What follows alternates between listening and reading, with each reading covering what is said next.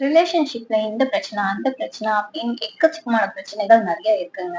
அது மட்டும் இல்லாம சின்ன விஷயத்துக்கே நான் டிவோர்ஸ் பண்ணிருவேன், இல்ல பிரேக்கப் பண்ணிருவேன் அப்படிங்கிற அடுத்த லெவலே அதுதான்.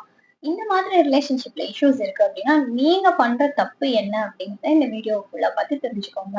நம்பர் 1, இந்த Instagramலயோ இல்ல அதர் சோசியல் மீடியாஸ்லயோ ரீல்ஸ் போட்டுட்டு இருப்பாங்க. ரிலேஷன்ஷிப் அட்வைஸ் குடுக்குறேன்னு சொல்லிட்டு. அவங்க ப்ராப்பர் மென்டல் ஹெல்த் ப்ரொஃபஷனலா இருக்க மாட்டாங்க. அப்படி இல்லாத ஒரு நபர் குடுக்குற அட்வைஸ் எடுத்துட்டு போய் நீங்க உங்க ரிலேஷன்ஷிப்ல அப்ளை பண்ணீங்கன்னா பிரச்சனை தான் வரும். நீங்க உங்க ரிலேஷன்ஷிப்ல நம்ப வேண்டியது உங்க பார்ட்னர. யாரோ ஒருத்தர் குடுக்கக்கூடிய டிப்ஸ கிடையாது. 2வது ரிலேஷன்ஷிப்ல ரொம்ப முக்கியமான விஷயம் இந்த பிரைவசி அப்படிங்கிற ஒரு இத வந்து ரொம்ப கான்ட்ரோவர்ஷியலா ஓடிக்கிட்டே இருக்கு. குடுக்கலாமா? கூடாதா? அப்படிங்கிறது. குடுக்கலாமா? வேணாமான்னு டிசைட் பண்ண வேண்டியது நீங்க. நீங்க அந்த பிரைவசிய குடுக்கும்போது உங்க பார்ட்னர் ஹேப்பியா இருக்காங்க, ட்ரஸ்ட்ஃபுல்லா இருக்காங்க அப்படின்னா அத குடுக்கலாம்.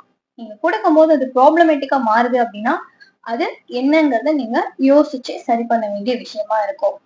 ரொம்ப இம்பார்ட்டன்ட்டான முக்கியம் ரிலேஷன்ஷிப்ல ஒருத்தருக்கு ஒருத்தர் டைரக்ட்டா கம்யூனிகேட் பண்ணிக்கிறது. அது நல்ல விஷயமா இருந்தாலும் சரி, ப்ராப்ளமேட்டிக்கான விஷயமா இருந்தாலும் சரி, டைரக்ட் கம்யூனிகேஷன் வெரி இம்பார்ட்டன்ட். இத ஃபாலோ பண்ணீங்கன்னாவே உங்க ரிலேஷன்ஷிப் ரொம்ப ஹெல்தியாவே போகும்.